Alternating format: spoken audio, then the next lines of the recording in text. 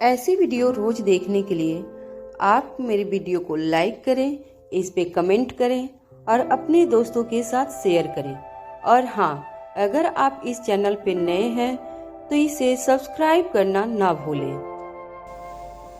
नमस्कार दोस्तों, स्वागत है आपका हमारे चैनल अन्वय उपाध्याय पर। यहाँ पर आपको मिलेगी अनोखी और रोचक कहानियाँ। अगर आपको हमारी कहानियाँ पसंद आती है तो कृपया करके हमारे वीडियो को लाइक करें और अपने दोस्तों के साथ शेयर करें। रोहित और अनिका का कमरा, मारवा हाउस। रोहित ने एक सर्वेंट से कहकर अपना और अनिका का खाना अपने रूम में ही मंगा लिया था, क्योंकि अनिका काफी थकी हुई लग रही थी और साथ ही साथ रोहित भी काफी थका हुआ था। अनिका और रोहित दोनों अपना खाना खा ही रहे थे कि रोहित के दिमाग में एक बात आई और रोहित ने अनिका की ओर देखकर पूछा, अनिका, वैसे तुम ऐसा भी क्या काम कर रही थी कि तुम्हें मेरे आने का भी पता नहीं चला? क्योंकि तुम्हारी तो सुनने की क्षमता भी बहुत ज्यादा है। तुम कहां पर कौन सी आवाजें हो रही है? तुम दूर दूर तक की, काफी दूर तक की भी सारी आवाजों को आसानी से सुन सकती हो। तो यहाँ तो एक कमरे में ही थी। तुम जैसे ही मैं यहाँ पर आया, मैंने दरवाजा भी खोला और मैंने बंद भी किया। मेरे पैरों की आहट भी हुई, लेकिन उसके बाद भी तुम्हें कुछ भी सुनाई नहीं दिया। आखिर ऐसा कौन से काम में तुम इतना बिजी हो रखी हो कि तुम्हें मेरे आने की भी आहट नहीं हुई? तुम्हारे सुनने की क्षमता किसी आम इंसान से कई गुना ज्यादा है, फिर भी तुम्हें मेरे आने का आभास तक नहीं हुआ। आखिरकार तुम ऐसा क्या कर रही थी? अब रोहित की बात सुनकर अनिका रोहित से कहती है, मिस्टर मारवा, आपको पता है कि इंस्पेक्टर आवास ने मुझे स्पेशल डिपार्टमेंट के लिए बुला लिया था, किसी स्पेशल केस के लिए, लेकिन बस उसी केस से जुड़ी हुई कुछ रिपोर्ट को ही स्टडी कर रही थी। अनिका की बात सुनकर अब रोहित कहता है, अच्छा, तो क्या उस केस पर काम शुरू हो गया? अब अनिका कहती है, हाँ मिस्टर मारवा, उस केस पर काम तो शुरू हो ही चुका है, मैंने आपको बताया भी था। अब रोहित पूछता है, अनिका, ऐसा भी क्या है इन रिपोर्ट्स में? क्योंकि जिस टाइम तुम इन रिपोर्ट्स को पढ़ रही थी उस टाइम तुम्हारे चेहरे पर चिंता साफ साफ दिखाई देखी जा सकती थी। अब रोहित की बातों को जवाब देते हुए अनिका ने कहा, मिस्टर मारवा, चिंता की तो बात है।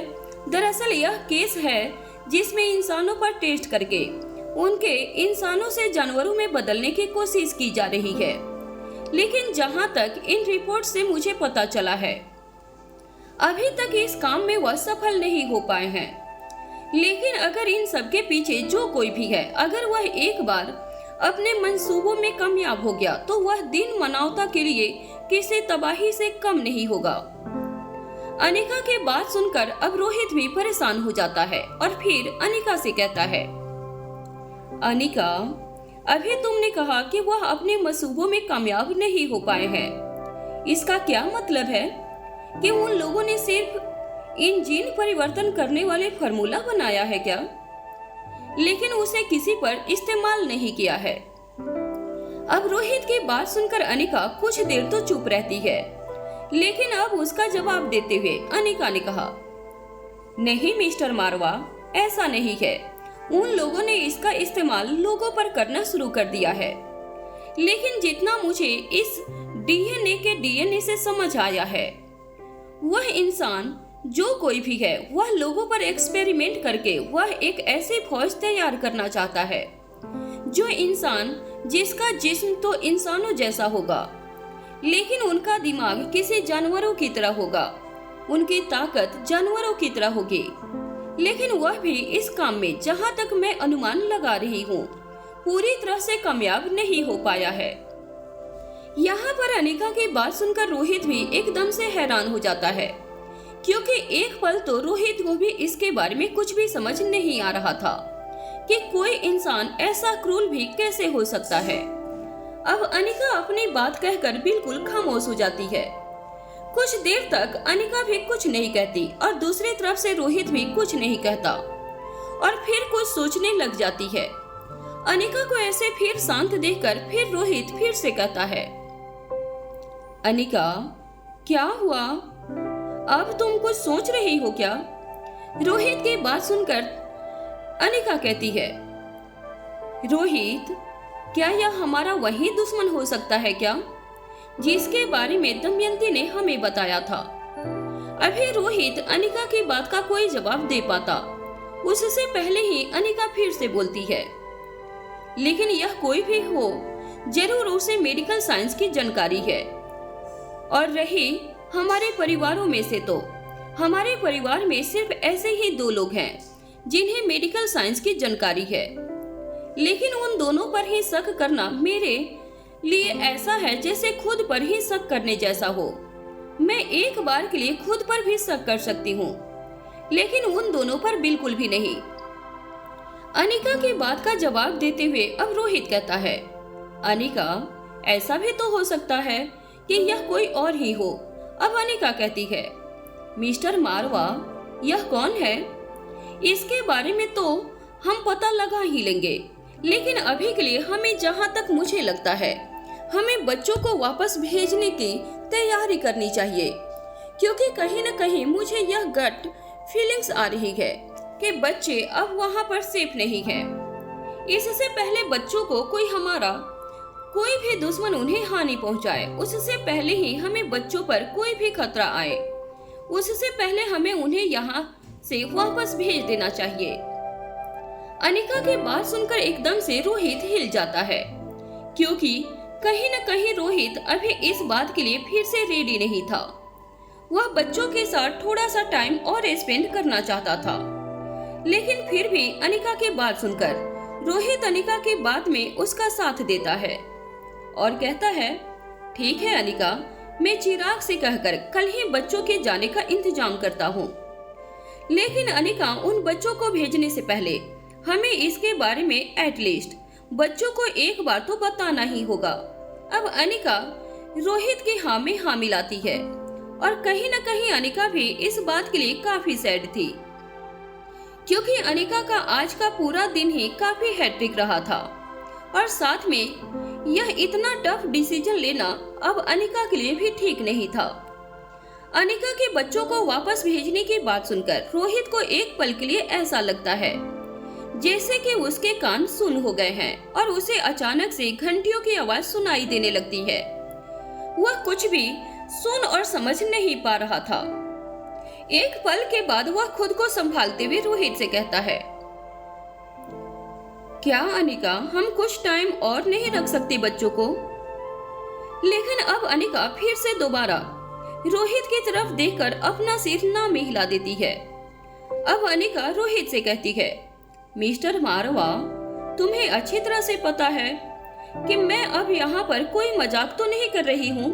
मैं पहले से भी काफी सीरियस हूँ और जो कुछ भी अभी चल रहा है उसको देखते हुए कहीं न कहीं मुझे लग रहा है कि बच्चों को यहाँ से जल्द भेज देना चाहिए।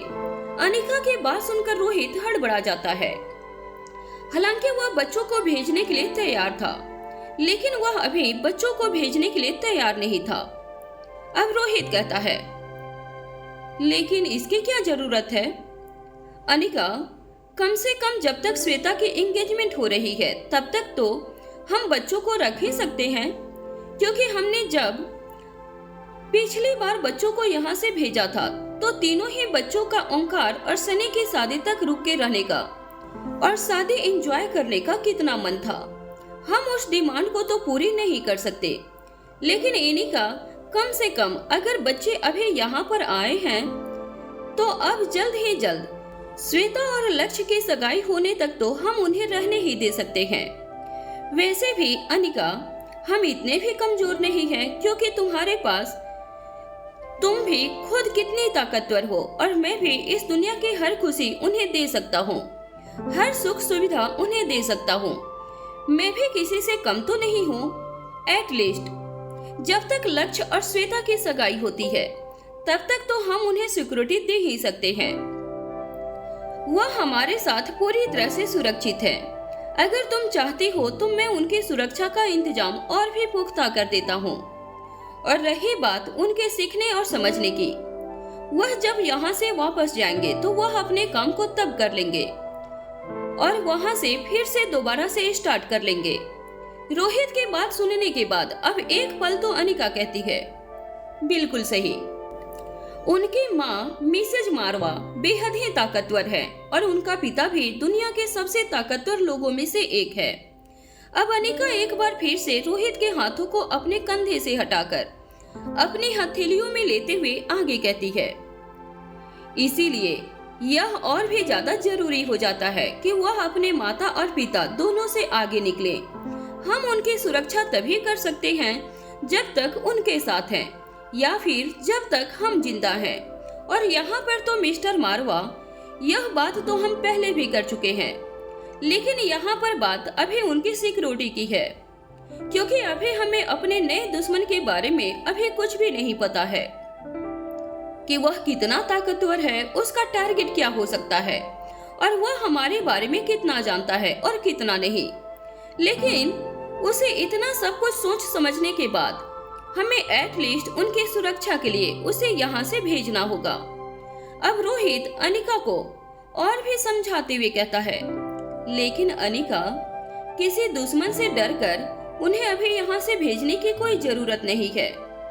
मैं सबसे निपट सकता हूँ। वैसे भी उन्हें यहाँ से भेजने के बारे में मैं पहले से ही तुमसे सहमत हूँ। इस बात में मैं ज्यादा कुछ नहीं कहना चाहता, लेकिन मैं बस उन्हें अभी के लिए यहाँ पर रोकना चाहता हूँ। अब अनिका कहती है, फिर से वही बात मिस्टर मारवा, मैं पहले भी यह सब कह चुकी हूँ। मैं रोहित मारवा की ताकत को अच्छी तरह जानती हूँ, लेकिन यहाँ पर बात तुम्हारी और मेरी ताकत की नहीं है। यहाँ पर बात हमारे बच्चों की ताकत को बढ़ाने की है और उन सबसे बड़ी बात यहाँ पर उनकी सेफ्टी की है। क्या आप भूल गए हैं कि पीछे हुआ तो अच्छा हुआ कि आपने जल्दी से ही बच्चों को रात में ही भेज दिया था, लेकिन जहाँ पीछे जब बच्चे अपने स्कूल में अपने फ्रेंड से मिलने के लिए जा रहे थे, तो वहाँ पर कैसे दमयंती और रुद्रमा देवी ने जो रिया को किडनैप किया था, वह तो अच्छा हुआ कि वहाँ पर बच्चों की जगह पर उनके रोबोट थे। क्या आप इस बात को भूल गए हैं कि तभी तो हमारी कितनी ज्यादा सिक्योरिटी थी, तब हम रिया के रोबोट को नहीं बचा पाए। और जब तो हम दुश्मन के बारे में हमारे पास बहुत सारी इंफॉर्मेशन भी थी, लेकिन अभी तो हमारे पास इस नए दुश्मन के बारे में कोई भी इंफॉर्मेशन नहीं है। और सबसे बड़ी बात तो यह हमारी ही फैमिली का हिस्सा बताया जा रहा है, तो अब हमें नहीं पता हमारी फैमिली में कौन है वह दुश्मन जो अभी तक छिपके बैठा हुआ है। अनिका की बात सुनकर रोहित बेचैन हो जाता है। वह फिर से अपने बिस्तर से उठकर नीचे खड़ा हो जाता है। फिर अनिका को बीच में ही रोकते हुए कहता है, तुम यह सब क्या कह रही हो अनिका? वो अनिका, तुम कहाँ की बात को कहाँ पर लेकर जा रही हो? मैं यहाँ पर कुछ दिन और रहने के लिए कह रहा हूँ। मैं उन्हें हमेशा के लिए यहाँ रखने के लिए नहीं बोल रहा हूँ। अब अनिका भी अपने बिस्तर से उतरकर नीचे खड़ी हो जाती है और फिर कहती है, मैं कितना भी आपको समझाने की कोशिश करूं या मिस्टर मारवा, एक बाप की तरह सोचो, एक गार्जियन की तरह सोचो, तो माता और पिता सिर्फ ममता और वात्सल्य नहीं होते, बल्कि उनके पोषक और संरक्षण भी होते हैं। इसलिए हम दोनों को ही सुरक्षा देने के साथ साथ ताकतवर भी उन्हें बनाना है। अब वह इतने भी छोटे तो नहीं हैं, और वैसे भी वह अभी इतने टाइम से वहां पर रह रहे हैं। फिर आप अचानक से ऐसा बिहेव क्यों कर रहे हैं? क्योंकि अब की बार तो वह पहली बार भी नहीं जा रहे हैं ना। अब रोहित अपने उदास चेहरे के साथ कहता है, अनिका, फिलहाल तुम समझने की कोशिश करो। मैं रिया के साथ कुछ टाइम और रहना चाहता हूँ।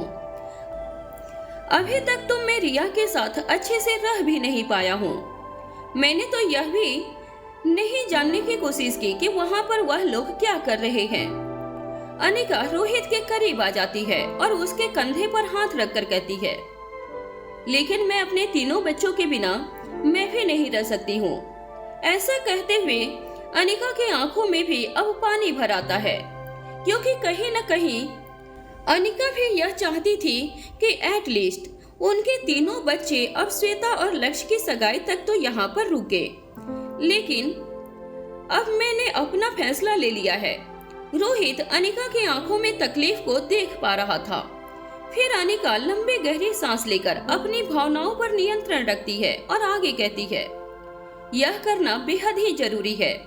इस बात को अच्छी तरह समझ लो, जिस तरह दुश्मन पिछली बार से और भी ज्यादा ताकतवर बताया जा रहा है, वह हो सकता है कि वह उनके पास हमारे से भी ज्यादा पावर हो, हमारे से भी ज्यादा ताकत हो, और जब तक वह हमारे सामने आएगा, क्या पता उसकी ताकत को और भी एक नया रूप लेकर हमारे सामने आ जाए।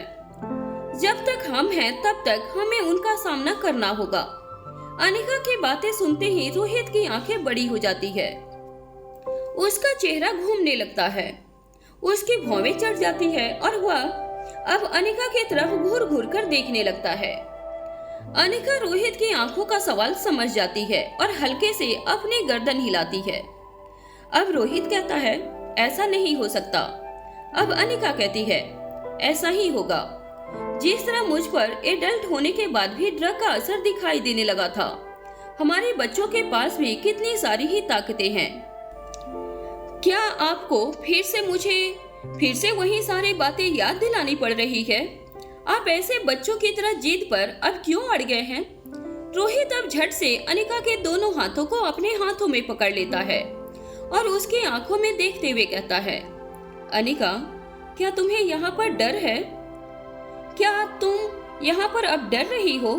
अब अनिका एक पल खामोश रहने के बाद फिर से कहती है, हाँ रोहित, कहीं न कहीं यहाँ पर बच्चों की सेफ्टी को लेकर मुझे आज डर लग रहा है। और अब इतना कहने के बाद अनिका चुप हो जाती है। रोहित भी अब एकदम से खामोश हो जाता है। दोनों अपनी अपनी जगह पर जमे खड़े रहते हैं। फिर कुछ पलों के बाद अनिका कहती है, सच सच बताना, क्या बच्चों की सेफ्टी को लेकर तुम्हें डर नहीं लगता?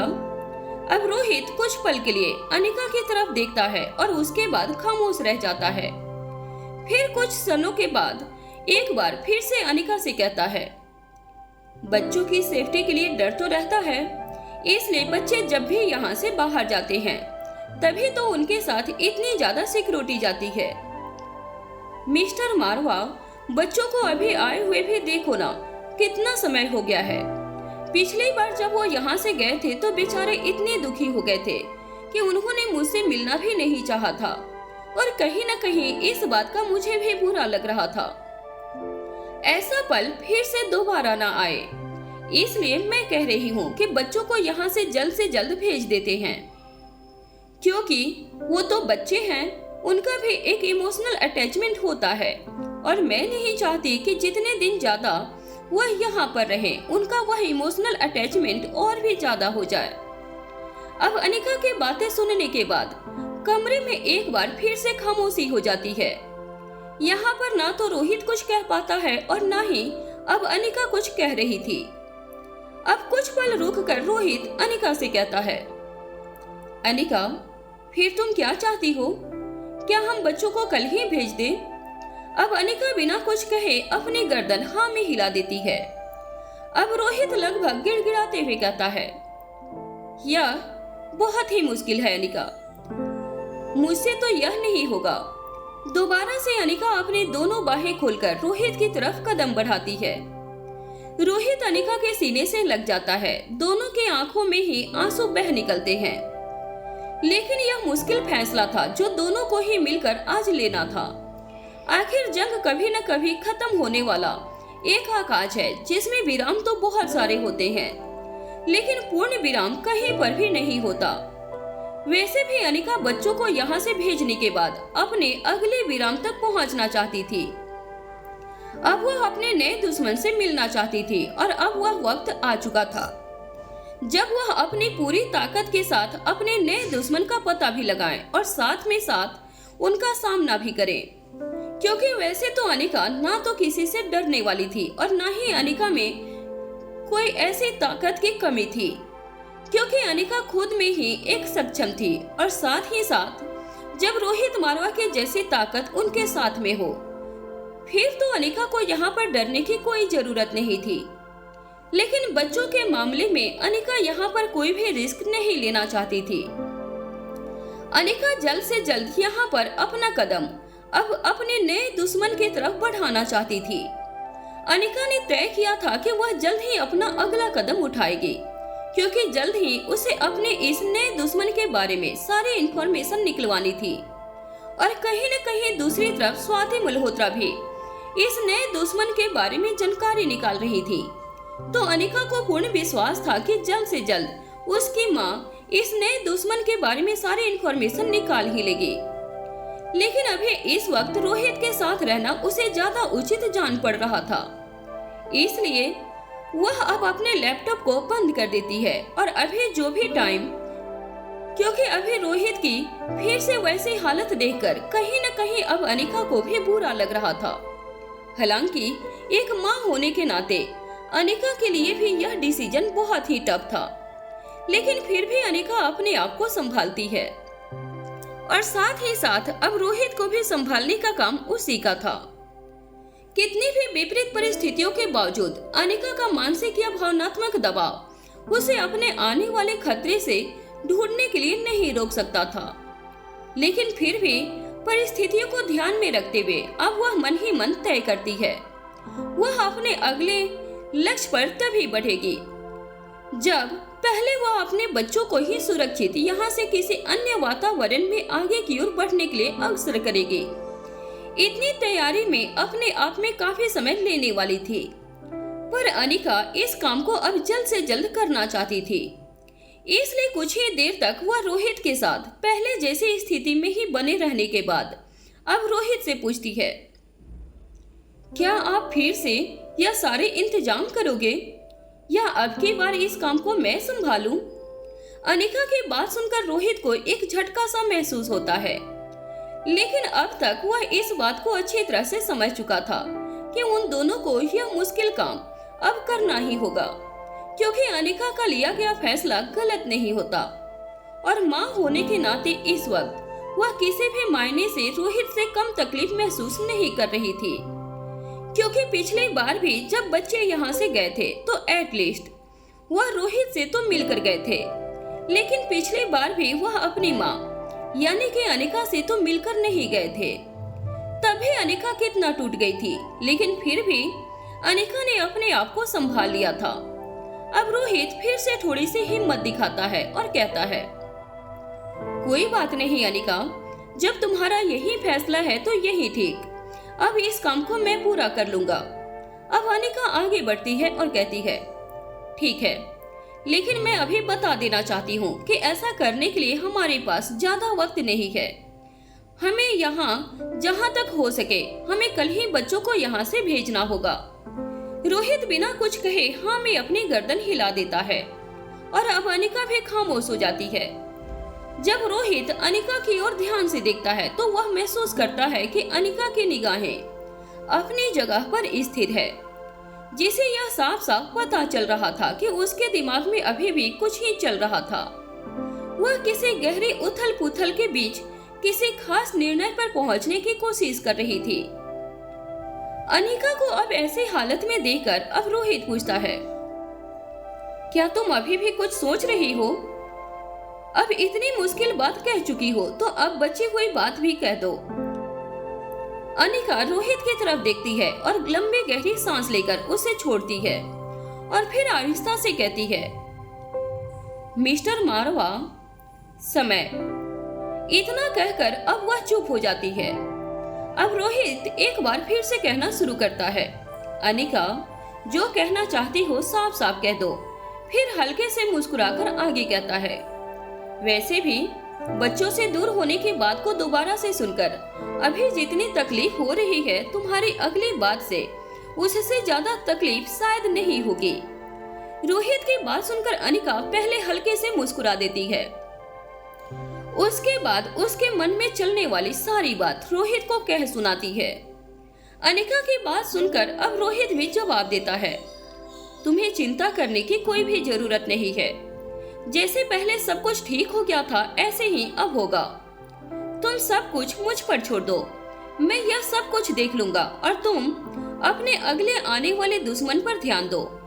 फिर अपनी जगह से पलटकर रोहित कुछ कदम दूर चला जाता है और कुछ पलों के बाद अनिका की तरफ देखते हुए आगे कहता है, इस वक्त इससे कहीं ज्यादा मुश्किल सवाल यह है कि इस बार हम बच्चों को कैसे मनाएंगे। यह बात जो रोहित ने कही थी, अनिका पहले भी इस सवाल को लेकर अंदर ही अंदर सहमी हुई थी, क्योंकि बच्चों ने खुद कहा था कि वह भी यहाँ पर कुछ समय तक रुकना चाहते हैं। लेकिन अब ऐसे ही बच्चों की मर्जी के बिना अब उन्हें बच्चों को यहाँ से भेजना था। वह खुद नहीं समझ पा रही थी कि वह अपने तीनों बच्चों का सामान अब दोबारा से कैसे करेगी और खासकर अब वह रिया को कैसे संभालेगी। रिया पहले ही काफी टूट चुकी थी, उसे कैसे इस बात के लिए फिर से तैयार करेगी कि उसे अपने माता पिता से दूर जाना होगा। इससे भी ज्यादा डर उसे इस बात का था कि कहीं रिया की जिद के आगे रोहित फिर से दोबारा ना टूट जाए, क्योंकि एक बार जब रोहित टूट गया था तो उसे अनिका ने संभाल लिया था।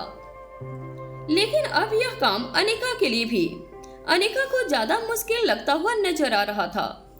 इधर दूसरी तरफ प्रीति भी आज ओंकार के साथ डिनर पर गई हुई थी। उन दोनों ने आज एक डिनर प्लान किया था, क्योंकि प्रीति ने अनिका के दिए हुए काम को जल्द से जल्द पूरा कर लिया था और अभी आज उसके लिए कुछ ज्यादा काम नहीं था। इसलिए वह सौम्या और बीसू को देखकर वह अब ओंकार के साथ डिनर पर चली गई थी।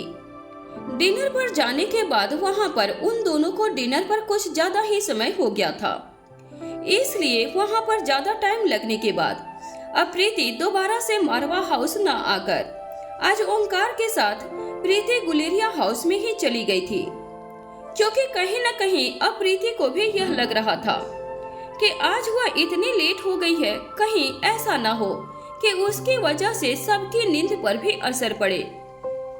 इसलिए उसने ओंकार के साथ जाना ही बेटर समझा और ऊपर से ओंकार ने भी जिद की थी कि आज वह गुलेरिया हाउस रुक सकती है।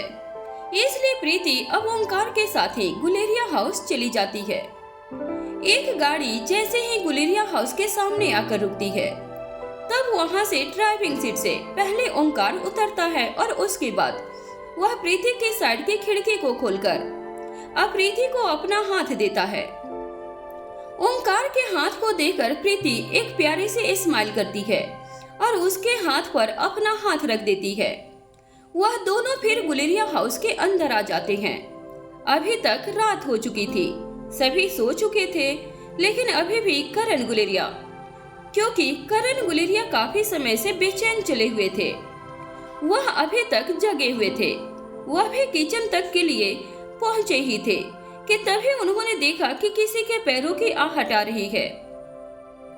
जैसे ही करण गुलेरिया ने पीछे मुड़कर देखा तो उसने ओंकार और प्रीति को एक साथ देखा।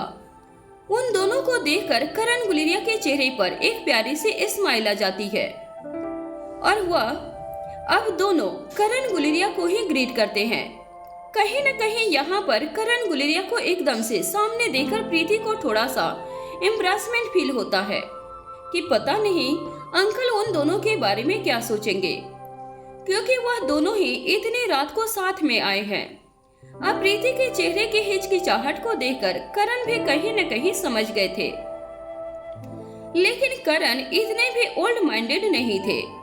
करण अच्छे से जानते थे, इसलिए उन्होंने प्रीति के सिर पर हाथ रखते हुए कहा, कोई बात नहीं बेटा, यह भी तुम्हारा ही घर है। अब करण कहते हैं, वैसे इतनी रात को दोनों यहाँ पर क्या कर रहे हो?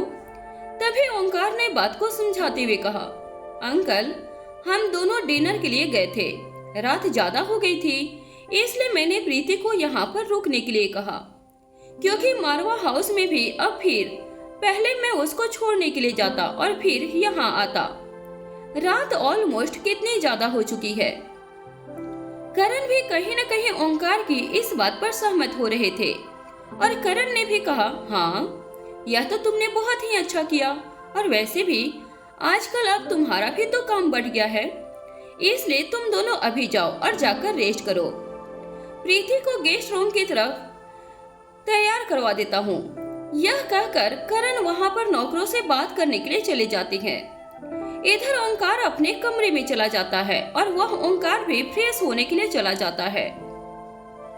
दूसरी तरफ करण ने किसी नौकर को कहकर प्रीति के लिए गेस्ट रूम तैयार करवा दिया था, इसलिए अब प्रीति भी गेस्ट रूम में जाकर अब आराम करती है, क्योंकि आज का दिन सबके लिए बहुत ही हैट्रिक था। इसलिए प्रीति और ओंकार अपने अपने रूम में जाकर वह भी सीधे जाकर सो जाते हैं। अब तक रोहित और अनिका दोनों ही तैयार हो चुके थे और बीच बीच में अपने भावहीन चेहरों से एक दूसरे को देख रहे थे। बिना कुछ कहे ही वह दोनों एक दूसरे से बहुत कुछ कह रहे थे। लेकिन आज सबसे बड़ी परीक्षा के घड़ियों में एक थी रोहित और अनिका की तरफ। अनिका की तरफ रोहित देखकर हल्के से अपनी गर्दन हिलाकर इशारे में कुछ कहता है। बदले में अनिका भी अपनी गर्दन को 2 बार हिलाकर जवाब दे देती है। दोनों एक दूसरे के मुंह सहमति के बाद साथ साथ कमरे से बाहर निकल पड़ते हैं और धीमी गति से चलते हुए सीधा बच्चों के कमरे की ओर बढ़ जाते हैं। जहां एक और अनिका बिल्कुल खामोश थी, वहीं रोहित भी कुछ बोलने की स्थिति में दिखाई नहीं दे रहा था। जैसे ही कमरे का दरवाजा खोलकर वह दोनों अंदर जाते हैं, उन्हें एक भी बच्चा अपनी आंखों के सामने दिखाई नहीं देता। पिछले कुछ दिनों में जितनी जल्दी जल्दी अभी यह सब हो रहा था, तो उनके चलते भल रोहित और अनिका दोनों की सांसें थम जाती है। एक पल के लिए तो दोनों ही घबरा जाते हैं, क्योंकि कहीं न कहीं अब अनिका को अपने नए दुश्मन से बहुत ही ज्यादा डर लग रहा था। क्योंकि अनिका कहीं न कहीं बच्चों की सेफ्टी को लेकर यहाँ पे डर रही थी। अदरवाइज अनिका किसी से भी नहीं डरती, इसलिए फिर वह किसी डर से रोहित की तरफ एकदम से सहम कर देखती है। तभी उसके कानों में बच्चों की आवाज आती है। रिया यहाँ पर एलेक्जेंडर से कह रही थी, वैसे एलेक्जेंडर ठीक ही है ना? हालांकि हम यहाँ पर सनी चाचू और ओंकार मामू की शादी तो अटेंड नहीं कर पाएंगे, क्योंकि मॉम ने पहले ही मना कर दिया था। लेकिन फाइनली अभी हम जब यहाँ पर आए हैं, तो अब हम यहाँ पर श्वेता मौसी की एंगेजमेंट तो जरूर एंजॉय कर पाएंगे।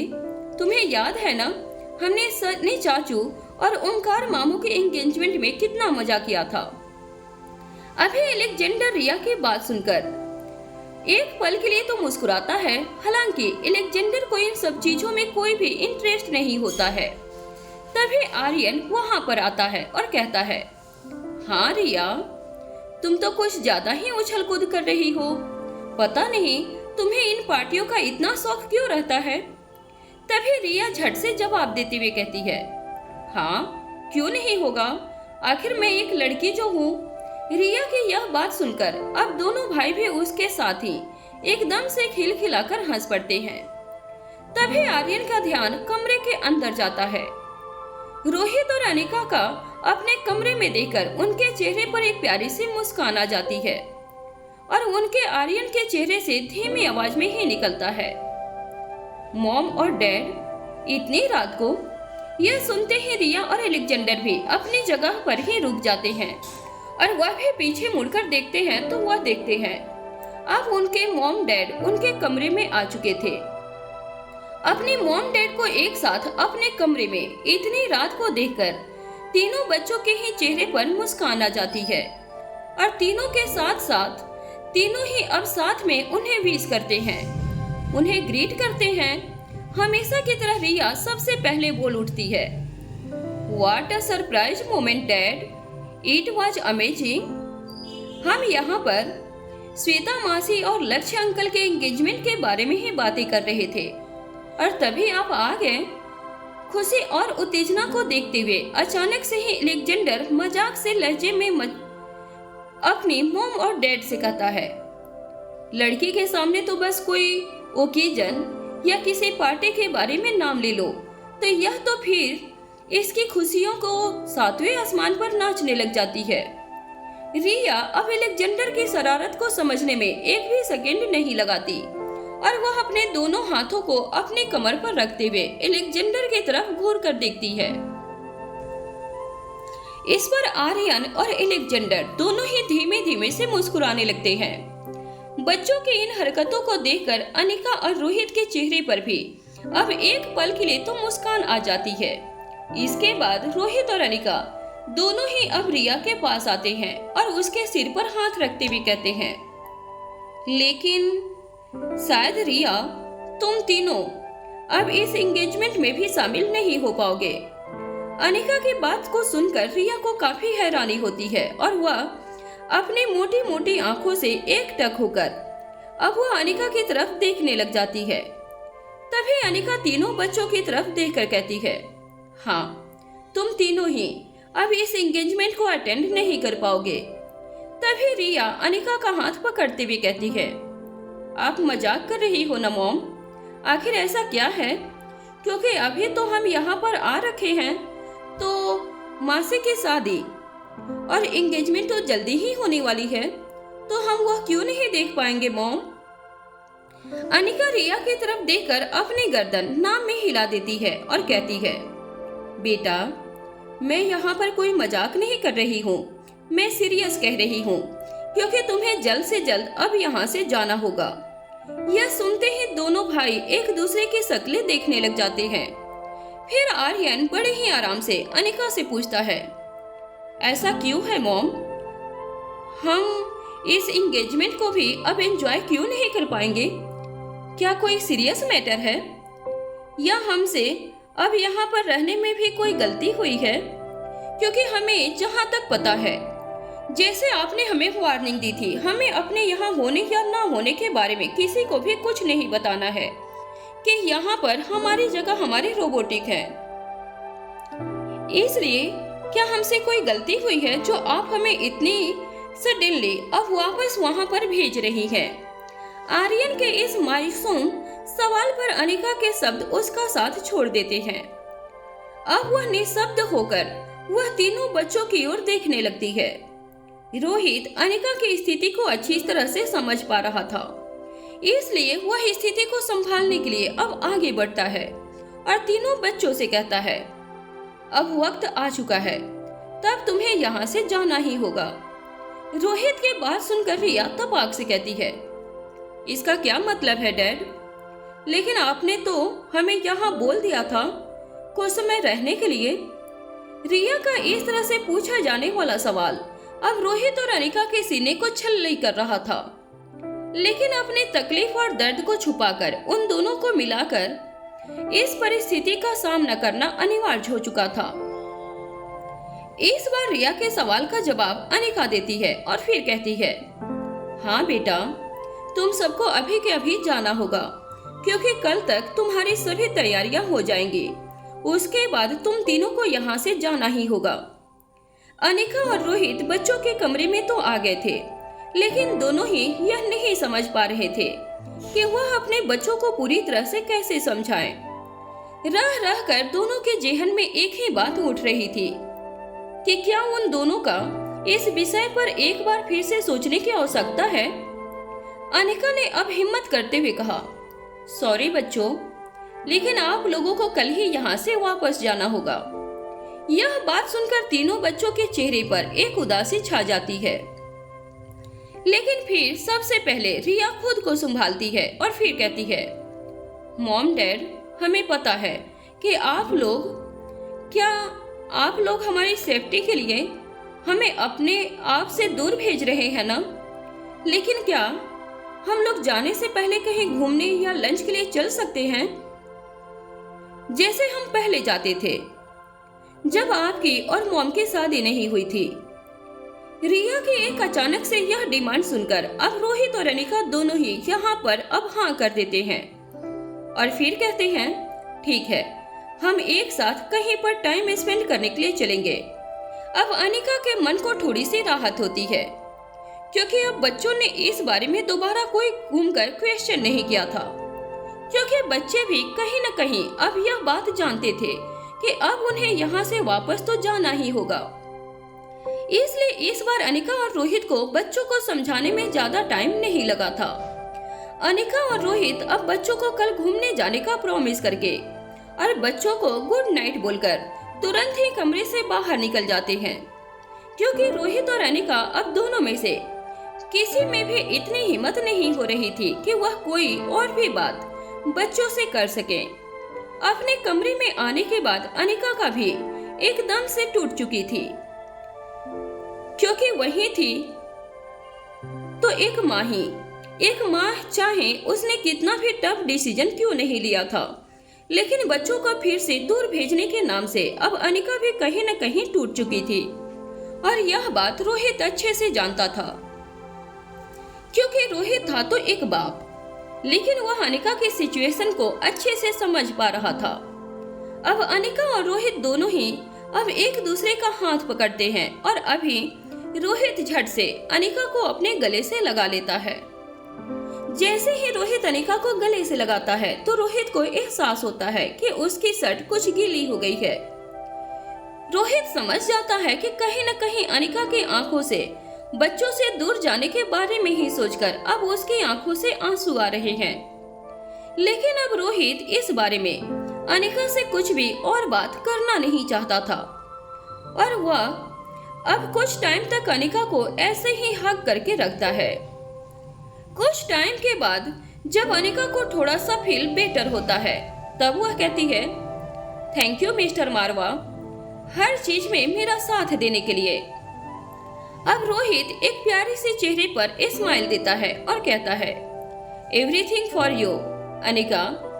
ऐसे ही अब वह दोनों अब ज्यादा टाइम वेस्ट ना करते हुए अपने बिस्तर पर जल्दी से जाकर लेट जाते हैं। और अब क्योंकि आज का दिन उन दोनों के आज का दिन अनिका के लिए तो बहुत ही ज्यादा हैट्रिक था, लेकिन अभी शाम के बाद से तो रोहित का भी इतना कंफ्यूजन भरा हो गया था, क्योंकि रोहित भी अब कहीं न कहीं यह बच्चों के जाने से काफी ज्यादा परेशान नजर आ रहा था। इसलिए इन सब बातों को छोड़कर अब वह जल्दी से जाकर अपने बेड पर लेट जाते हैं। कहीं न कहीं उनके मन में यह उम्मीद तो थी, एटलीस्ट वह कल बच्चों के साथ एक अच्छा क्वालिटी टाइम स्पेंड करेंगे। और वह अब दोनों जल्दी से सो जाते हैं। वहीं दूसरी तरफ अगली सुबह रोहित और अनिका जल्दी से ही उठ गए थे, क्योंकि उन्होंने बच्चों के साथ कहीं बाहर जाने के लिए एक प्रॉमिस जो किया था। इसलिए दोनों ही अब जल्दी से अपना शावर लेकर जल्दी से अब बाहर आ जाते हैं। और वह कमरे से बाहर आने के बाद अब वह बच्चों के कमरे में जाते हैं। बच्चों के कमरे में जाने के बाद वह देखकर हैरान हो जाते हैं, क्योंकि रिया को देखकर ऐसा लग रहा था जैसे रिया आज ठीक से सोई नहीं थी। रिया को अनिका देखते ही समझ गई थी कि रिया कल रात ठीक से सोई नहीं है, क्योंकि कहीं बाहर जाने की खुशी में वह कहीं न कहीं इस एक्साइटमेंट में सो ही नहीं पा रही थी। अब अनिका रिया से पूछती है, क्या हुआ रिया? आपको if you are not feeling well हम फिर कभी देख लेंगे, जब कभी आप बीच में यहाँ पर आओगे। तभी अनिका ने रिया का चेहरा सहलाते हुए कहा। यह सुनते ही रिया नींद से ही निकलकर एकदम से बोल पड़ी, नो मॉम, मैं तो बिल्कुल ठीक हूँ, हम तो आज ही बाहर चलेंगे। अब उसके बाद पता नहीं हमें यह मौका कभी मिलेगा या नहीं मिलेगा। मैंने सब कुछ प्लान कर लिया है। रिया को डर था कि उसका चेहरा देखकर उसे कोई बीमार न समझ ले, इसलिए वह उछलते हुए अपने बेड से उठी और पूरे कमरे में इधर उधर दौड़ने लगी।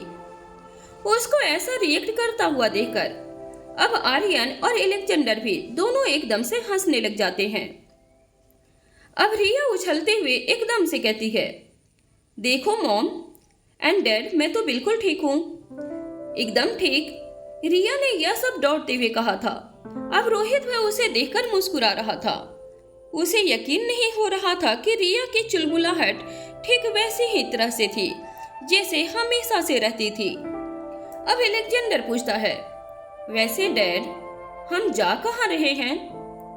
एलेक्जेंडर की बात सुनकर अब कोई रोहित जवाब देता है, तुम तो बस फटाफट रेडी हो जाओ। तीनों के तीनों जल्दी से फटाफट रेडी हो जाओ। मैंने सारी प्रिपरेशन कर ली है, तुम लोग बस नीचे आ जाओ, मैं गाड़ी निकाल रहा हूँ। रोहित ने इतना कहकर अपना हाथ तीनों बच्चों के सिर पर रख दिया। अब रोहित के नीचे जाते ही तीनों बच्चे जल्दी से रेडी हो गए। अब सारे के सारे अपना जरूरी सामान उठाते हैं और गाड़ी में लेकर बैठ जाते हैं। रोहित ने अभी तक किसी को भी नहीं बताया था कि आखिर वह जा कहां रहे थे। इवन उन्होंने अनिका को भी इस बारे में नहीं बताया था। थोड़ी ही देर के बाद ड्राइव करने के बाद वह लोग शहर से बाहर आ गए थे। बाहर खुला आसमान और हरी भरी दुनिया देखकर कहीं न कहीं अनिका के दिल को भी सुकून मिल रहा था, क्योंकि अनिका को प्रकृति से बहुत ही प्यार था। और सबसे ज्यादा तो अब यहाँ पर रिया बहुत ही खुश थी। उसके चेहरे की खुशी देखकर कहीं न कहीं अब अनिका को और रोहित को भी एक संतुष्टि प्राप्त हो रही थी। पर अब रिया से यह सस्पेंस और भी नहीं सहा जा रहा था। वह जल्दी से कहती है, डैड, हम जा कहाँ रहे हैं? अब तो हमें बता दो। रिया ने बड़ी ही एक्साइटमेंट के साथ पूछा। तभी रोहित रिया की बात सुनकर कहता है, रिया, कुछ तो पेशेंस रखो, थोड़ी देर में पता चल जाएगा कि आखिर हम जा कहाँ रहे हैं। लगभग 2 से 3 घंटे के बाद वह एक ऐसी जगह पर पहुंचते हैं जिसके बारे में ना तो कभी अनिका ने सुना था और ना ही कभी देखा था। इस जगह को देखकर ऐसा लग रहा था जैसे यह किसी डिज्नी वर्ल्ड का इंडियन वर्जन हो। बड़े बड़े huts, garden, lakes, local market, सब कुछ था यहाँ पर ऐसा लग रहा था जैसे यह कोई एक अलग ही दुनिया थी जहाँ लोग नहीं रहते, और शायद इसलिए यहाँ की हर जगह एकदम नई लग रही थी। इस जगह को यहाँ पर मारवाज ने अपनी इन्वेस्टमेंट से बनाया था, जिसे पैरा वर्ल्ड नाम दिया गया था। रोहित खुद यहाँ कभी नहीं आता था, लेकिन आज रिया के साथ में अपने तीनों बच्चों की जिद पर वह सब आज यहाँ पर आ गए थे, क्योंकि कहीं न कहीं रोहित अब यह सब उन्हें दिखाना चाहता था, जैसा उन्होंने कभी सपने में भी नहीं सोचा था। गाड़ी से नीचे उतरते ही न सिर्फ रिया बल्कि अनिका और दोनों बच्चे भी अब साथ में अपनी फटी की फटी साथ में नीचे उतरते हैं, और वहाँ के नजारे को देखकर अब तीनों ही बच्चों की आंखें फटी की फटी रह जाती है। घरों की ऐसी बनावट, ऐसा सुंदर फूलों का बगीचा, इतने एडवांस्ड पार्क और उसमें लगे झूले, जहाँ देखो वहाँ पर अंडरवर्ल्ड सा लग रहा था। रिया को लग रहा था कि यह जगह उसकी इमेजिन से भी बहुत ही ज्यादा खूबसूरत है। वाओ डैड, यह कौन सी जगह है? This is so beautiful. Riya ने बड़े ही लॉन्ग से चारों तरफ घूम घूम कर कहा। उसकी छोटी छोटी आंखों में यहाँ की खूबसूरती समाये नहीं सिमट रही थी। This is lovely. सच में अनिका का भी पहला रिएक्शन यहीं पर था। साथ में दोनों आर्यन और अलेक्जेंडर ने भी कहा, वाओ डैड, यह जगह सच में बहुत ही खूबसूरत है। अब रोहित उन सबकी बातें सुनकर कहता है, मुझे पता था तुम सबको यह जगह बहुत ही पसंद आएगी। रोहित ने यह कहा और वह अनिका और बच्चों के सरप्राइज चेहरे देखकर काफी खुश था। रिया, इधर आओ, उसने रिया को इशारा करके बुलाया। और फिर रोहित रिया से कहा, यह देखो, यह है हमारे छोटे छोटे हट्स, और साथ के साथ अब वह आर्यन और अलेक्जेंडर को भी अपने पास बुला लेता है। अब उन्हें बुलाकर वह कहता है, यह छोटे छोटे हट्स हैं जहाँ पर आप अपना सामान रखेंगे, रेस्ट करेंगे, और आपके लिए सबसे क्यूट हट्स मैंने सिलेक्ट किया है। आप तीनों अपना अपना ही एक हट सिलेक्ट कर सकते हो, जिसमें आपके लिए ढेर सारी आपके जरूरत के सामान होंगे। जो भी चीज आपको चाहिए यहाँ पर, लैपटॉप, टॉयज, बुक्स, सब कुछ। और यह जो बड़े वाला गार्डन यहाँ पर दिख रहा है ना, आपको इसमें आपके सारे फेवरेट झूले हैं। यहाँ पर एक छोटा सा पप्पी भी है, जिसके साथ आप आज यहाँ पर खेल सकते हो। रोहित अपनी बात पूरी करता है कि उससे पहले ही रिया उछल पड़ती है और फिर पूछती है, क्या डैड, पप्पी? क्या सच में पप्पी है? मैं जाऊं उसके पास? पप्पी का नाम सुनते ही रिया की एक्साइटमेंट रोके नहीं रुक रही थी। अनिका को भी अच्छे से पता था कि रिया को पप्पी कितनी दीवानी कर गई थी। आज तो जैसे रोहित ने उसके सारी विशेष ही पूरी कर दी थी। पर अकेले नहीं रिया, पप्पी तुम्हें काट भी सकता है, अनिका ने उसकी चिंता जताते हुए कहा। वह अकेले ही रिया को ऐसे किसी डॉग के साथ नहीं छोड़ना चाहती थी, क्योंकि भले ही बच्चे थोड़े से बड़े हो गए थे, लेकिन कहीं न कहीं अनिका को बच्चों का हमेशा से ही प्रोटेक्ट करती थी। अब रोहित अनिका के प्रोटेक्ट नेक्स्ट को देखकर कहता है, डोंट वरी अनिका, वहां पर 2 केयर टेकर ऑलरेडी हैं, जो उस पप्पी को बच्चों के साथ फ्रेंडली होने में मदद करेंगे, क्योंकि अलेक्जेंडर तो पहले से ही अपने बहुत सारे फ्रेंड्स, क्योंकि जब वह यहाँ पर अनिका और रोहित के पास नहीं आया था तो वह अपने कैट्स और डॉग सबके साथ पहले से ही काफी क्वालिटी टाइम स्पेंड कर चुका था। लेकिन कहीं न कहीं जब वह यहाँ पर आया तो उसके सभी पेट्स की मौत होने के बाद फिर दोबारा से अलेक्जेंडर ने कभी भी किसी पेट्स को अपने पास नहीं रखा था, और उसके बाद बच्चे भी पेट्स से बहुत ही दूर थे, क्योंकि उसका पेट्स के साथ कुछ ज्यादा ही अटैचमेंट हो गया था। अब अनिका यहाँ पर काफी अचंभित हो रखी थी, क्योंकि एक ही रात की प्रिपरेशन में रोहित ने इतना सब कुछ कर लिया था। वह कहती है, क्या बात है मिस्टर मारवा, एक ही रात में आपने यह सब कैसे प्लान कर लिया? कहीं ऐसा तो नहीं कि बहुत दिनों से आप इस ट्रिप के बारे में सोच रहे थे? अनिका की बात सुनकर अब रोहित भी मुस्कुरा देता है और फिर कहता है, नहीं, प्लान तो मैंने सच में पहले से ही कर रखा था, क्योंकि मैं बच्चों के साथ मैं भी क्वालिटी टाइम स्पेंड नहीं कर पा रहा था, इसलिए उन बच्चों के साथ क्वालिटी टाइम स्पेंड कर पाना चाहता था। लेकिन सच बताऊं अनिका, इस चीज का कभी टाइम मिला ही नहीं था। वैसे भी यह करना मेरे लिए कोई मुश्किल काम तो नहीं था। मैंने बस बच्चों के कमरे से निकलने के बाद मैंने बस चिराग मेहता को कॉल किया और सारा अरेंजमेंट हो गया। कहीं न कहीं अनिका भी रोहित की हर पावर के बारे में जानती थी, और साथ ही चिराग के बारे में भी, क्योंकि जहां पर रोहित चाहे रात को कोई भी काम क्यों ना चिराग को सौंपे, लेकिन चिराग एक ऐसा आदमी था जो हमेशा उसके ऑर्डर को फॉलो करता था। वह हर काम को अपना समझ के पूरा करता ही था, चाहे वह दिन हो या रात। कहीं न कहीं अब अनिका भी इस बात को समझ रही थी। उसे ऐसे देखकर अनिका को अब कहीं न कहीं गिल्ट हो रहा था कि वह बच्चों को अब ऐसे भेज रही है, क्योंकि इसमें कहीं न कहीं रोहित को भी बहुत दुख हो रहा था। अनिका रोहित से कहती है, सॉरी मिस्टर मारवा, मेरी वजह से अब आपको भी बहुत ही तकलीफ हो रही है, क्योंकि अब आपको भी बच्चे अब कहीं न कहीं आपसे भी दूर चले जाएंगे। रोहित अब अनिका से कहता है, अनिका, इसकी कोई जरूरत नहीं है, मुझे पता है, क्योंकि मेरे से ज्यादा बच्चों से तुम ज्यादा अटैच हो। तुम तो एक माँ हो, मैं तुम्हारा दर्द अच्छे से समझ पा रहा हूँ, और वैसे भी यह फैसला तुमने बच्चों की सेफ्टी को ध्यान में रख कर ही लिया है, इसलिए इस बात को छोड़ो और हम आज यह टाइम अपने बच्चों के साथ अच्छे से स्पेंड करते हैं, ताकि हमारे मन में किसी भी चीज का कोई भी गिल्ट ना रहे। ऐसे ही एक दूसरे के साथ और टाइम बिताने के बाद कल दोपहर हो गई और वो पता भी नहीं चला। अब तक बच्चे भी वहां से उस गार्डन से खेलकर वापस आ चुके थे। अब बच्चों के खाने का टाइम हो गया था। अब अनिका बच्चों से कहती है, तुम लोग जल्दी से रेडी हो जाओ और अपने अपने हट में जाकर जल्दी से फ्रेश हो जाओ। वहीं पे तुम सबके कपड़े भी रखे हुए मिलेंगे।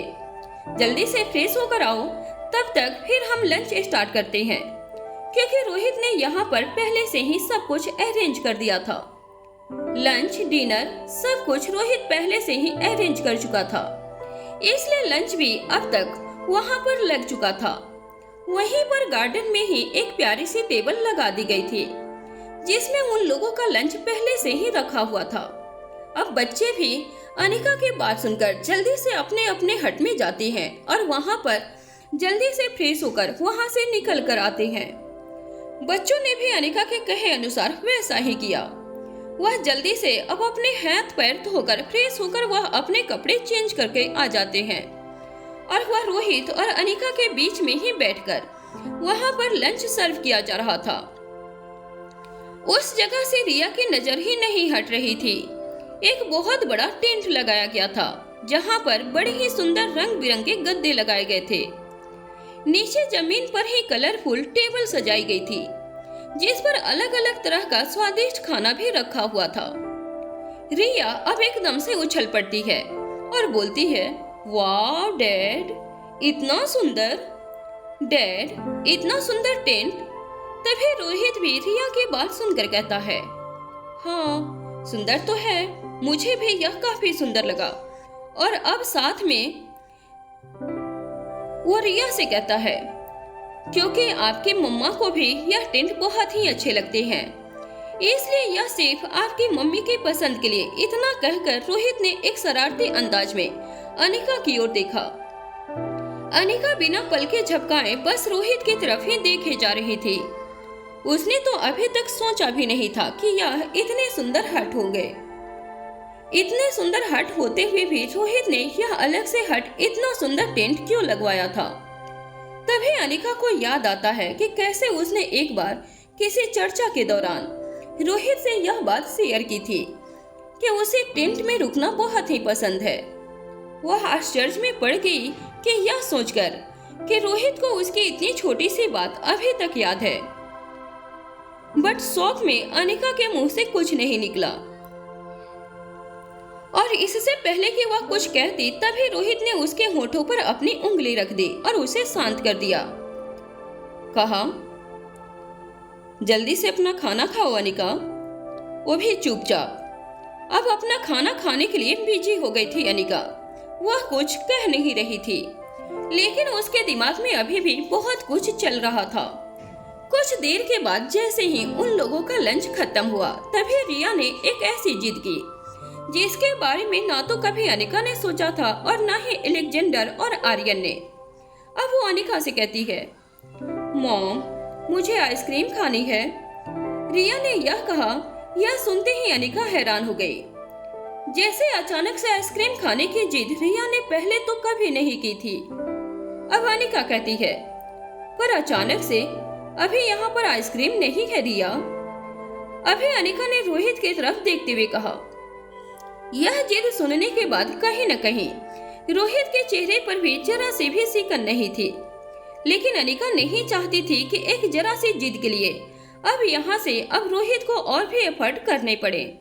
अब रिया फिर से कहती है, पर मुझे आइसक्रीम खानी है, वह भी अभी की अभी। रिया की इस जिद को देखकर अब दोनों भाई भी एकदम से अपने माथे पर अपना सिर मारते हैं, क्योंकि कहीं न कहीं ऐसे बचकानी हरकतों से वह भी कहीं न कहीं परेशान हो जाते थे। और अब वह दोनों ही हंसने लग जाते हैं कि रिया को कहीं भी शुरू हो जाती है। अब अनिका अरे रिया कहते हुए रिया को रोकते हुए आसपास देखना शुरू कर देती है। वह लोग खाने के लिए वह सब कुछ लाए थे जो रोहित का फेवरेट था, बच्चों का फेवरेट था, अनिका का फेवरेट था, लेकिन वहाँ पर आइसक्रीम की कमी थी जो आज रिया ने यहाँ पर मांग ली थी। अनिका को समझ नहीं आ रहा था कि उसकी इतनी समझदार बच्ची ऐसे जिद क्यों कर रही थी जिसे पूरा करना अभी थोड़ा सा मुश्किल था।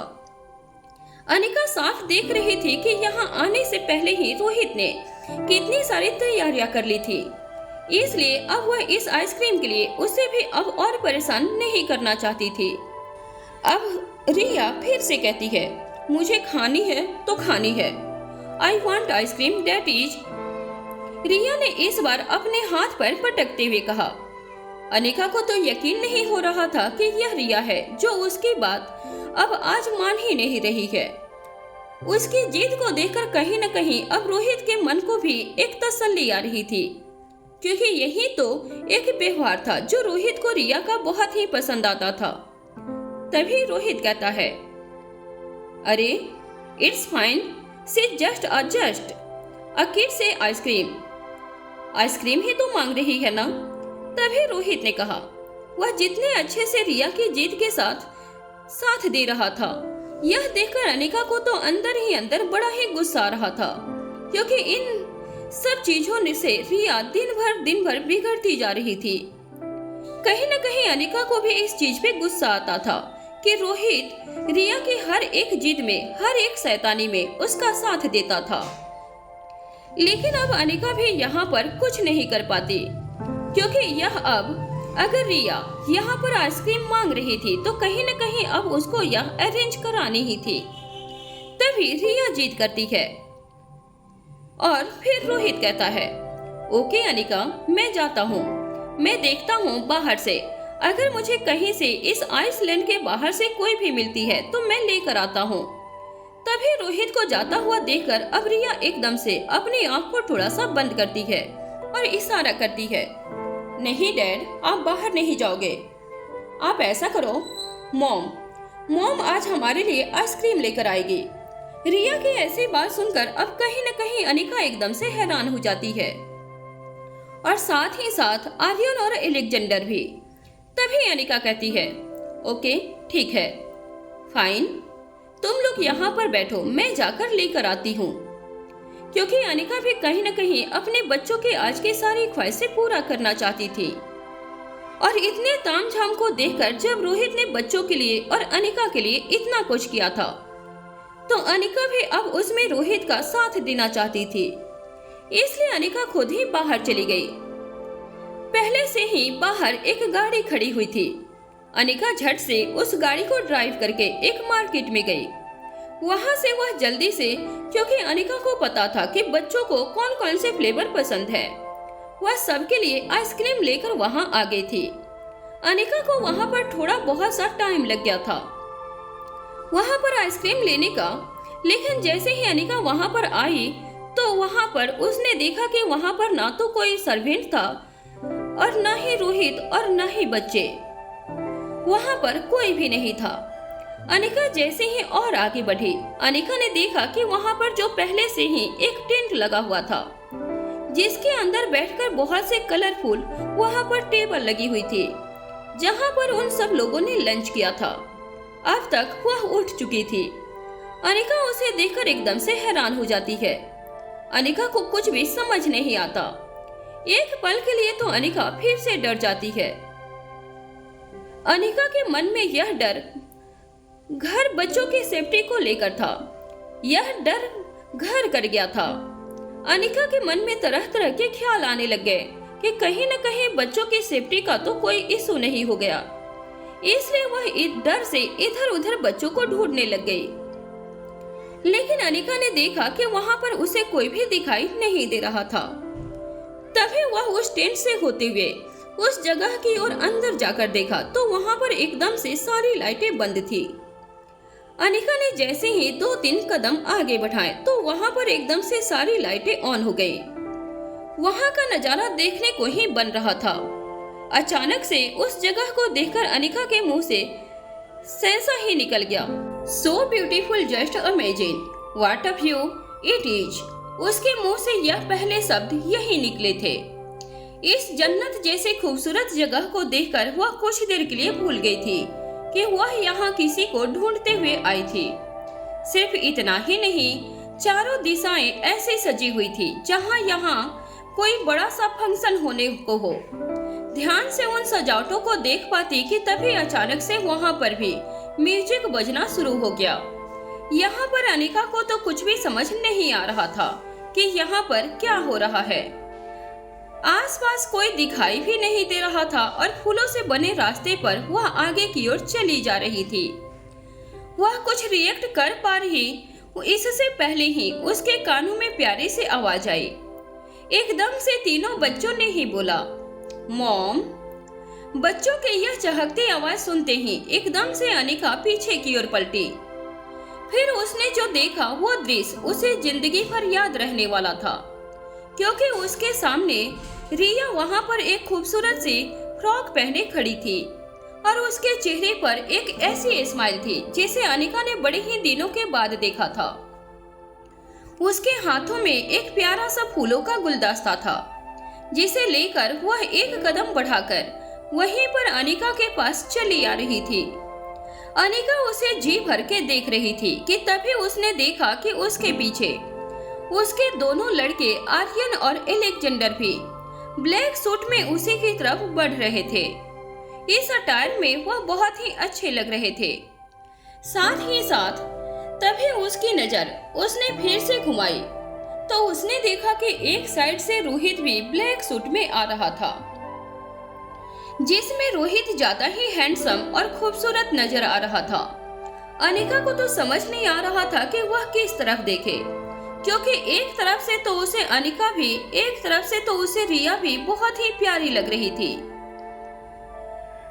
अपने बेटे भी बहुत ही सुंदर लग रहे थे और रोहित की तरफ देखकर तो अनिका कहीं देखना भी भूल गई। देखते ही देखते वह चारों एकदम से अनिका के पास आकर खड़े हो गए। रोहित को यहाँ पर साफ साफ दिखाई दे रहा था कि अनिका कितनी सरप्राइज हो गई थी कि कुछ कह भी नहीं पा रही थी। उसे अनिका का यह चेहरा और भी ज्यादा खूबसूरत लग रहा था। उसे आज का यह पल फिर से वैसा ही लग रहा था जैसे अनिका को देखकर रोहित का हर दिन ऐसा ही होता था, जैसे कि यह उसका पहला दिन हो। कुछ देर के लिए बस वह शांति से अनिका को देखे जा रहा था। अनिका उसकी आंखों में देखकर समझना चाहती थी कि आखिर यहाँ पर हो क्या रहा है।